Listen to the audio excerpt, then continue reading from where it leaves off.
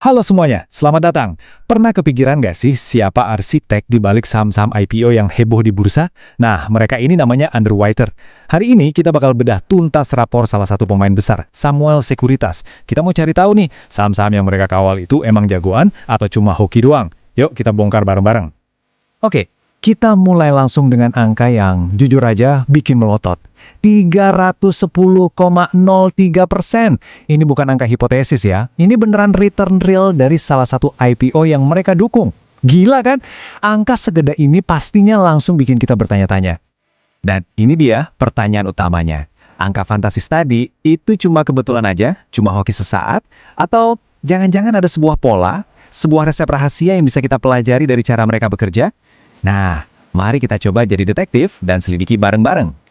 Oke, langkah pertama investigasi kita harus lihat dulu rekam jejaknya. Seberapa sering sih Samuel Securitas ini main di pasar IPO belakangan ini? Kita perlu tahu frekuensi dan peran mereka untuk membangun fondasi analisis kita. Yuk, kita lihat datanya. Dari data, kelihatan banget kalau Samuel Securitas ini cukup agresif. Ya, mungkin bukan yang paling banyak, tapi mereka konsisten banget. Ada setidaknya 9 IPO besar yang mereka kawal, termasuk nama-nama raksasa kayak Aman Mineral atau AMMN dan Pertamina Geothermal PGEO. Ini nunjukin kalau mereka serius banget garap pasar perdana. Oke, kita udah tahu mereka aktif. Pertanyaan selanjutnya, perusahaan kayak gimana sih yang mereka bawa IPO? Nah, sekarang kita bakal bedah portofolio mereka. Siapa tahu ada petunjuk di sini. Nah, ini yang menarik banget. Coba lihat daftarnya. Gado-gado banget kan?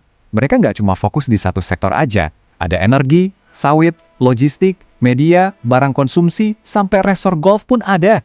Justru ini yang bikin rekam jejak mereka makin impresif, karena artinya mereka bisa nemuin permata di berbagai jenis industri.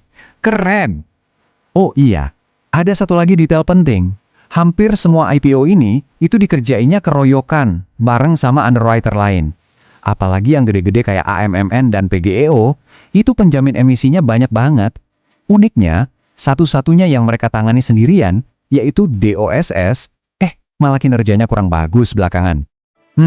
Petunjuk awal nih, jangan-jangan. Sekarang kita masuk ke babak yang paling ditunggu-tunggu sama investor retail. Drama di hari-hari pertama perdagangan. Apa sih yang sebenarnya terjadi pas bel pembukaan pasar dibunyikan untuk pertama kalinya?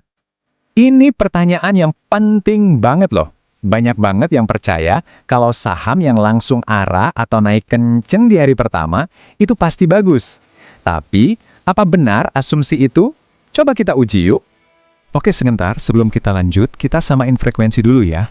ARA atau Auto Reject atas, itu batas maksimal harga saham boleh naik dalam sehari.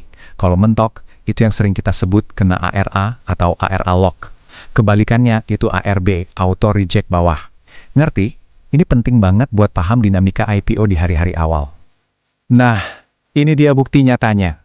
Lihat deh perbandingan ini. DEOS sama NSS. DEOS itu waktu IPO heboh banget. Sampai ARA lock 2 hari berturut-turut. Semua orang euforia. Tapi apa yang terjadi? Harganya malah pelan-pelan merosot. Beda cerita sama NSS.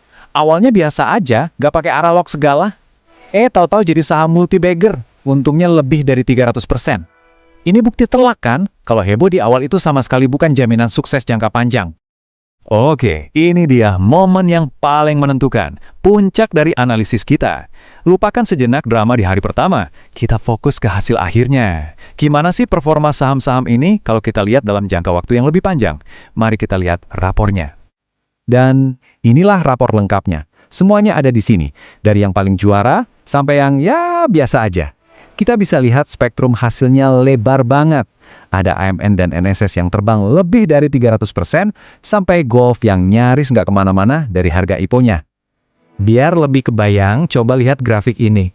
Batang biru yang tinggi menjulang itu keuntungan dari IPO jagoan mereka kayak AMMN dan NSS.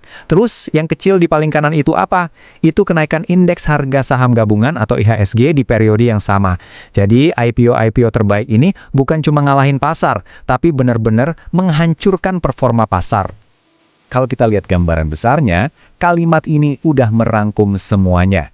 8 dari 9 saham yang mereka tangani masih ada di zona hijau alias di atas harga IPO. Ini nunjukin success rate yang tinggi banget secara keseluruhan. Walaupun ya besaran untungnya beda-beda. Jadi biar gampang kita bisa bagi performa ini jadi 3 kelas. Pertama ada kelas multi-baggers, ini para superstarnya. Kedua ada kelas pemenang besar, yang hasilnya juga keren banget. Dan ketiga ada kelas yang kurang oke, yang hasilnya ya cuma setara atau bahkan di bawah kinerja pasar pada umumnya. Nah, setelah kita bedah semua data ini, sekarang bagian yang paling penting. Jadi, apa artinya semua ini buat kita para investor? Pelajaran apa yang bisa kita petik? Oke, kita rangkum ya pelajarannya. Pertama, rekam jejak underwriter yang bagus itu anggap aja kayak lampu hijau, sebuah sinyal positif, tapi bukan jaminan pasti untung. Kedua, yang paling penting itu tetap harga beli kita dan sebagus apa fundamental bisnis perusahaannya. Ketiga, please jangan gampang terkecoh sama hebohnya pasar di hari pertama. Dan yang terakhir, sadari kalau cuan paling gede itu seringnya datang di awal-awal. Kalau ngejar kereta yang udah jalan kenceng, risikonya tinggi banget. Tentu saja penting banget untuk diingat ya, semua obrolan kita hari ini tujuannya murni untuk edukasi. Ini bukan ajakan untuk membeli atau menjual saham apapun, keputusan investasi 100% ada di tangan Anda, jadi selalu lakukan riset mandiri, do your own research. Oke, sebagai penutup saya punya tantangan buat kalian. Kebetulan nih, IPO berikutnya yang dikawal Samuel Sekuritas itu kodenya RLCO. Nah, setelah kita bongkar-bongkar semua data tadi, kira-kira apa sih hal pertama yang bakal kalian cek dari IPO RLCO ini? Apakah kalian bakal langsung lihat fundamentalnya, atau malah ngecek sentimen pasar, atau mungkin struktur dealnya? Coba deh dipikirin. Nah, inilah gunanya analisis kita hari ini, supaya kita bisa langsung praktek di dunia nyata.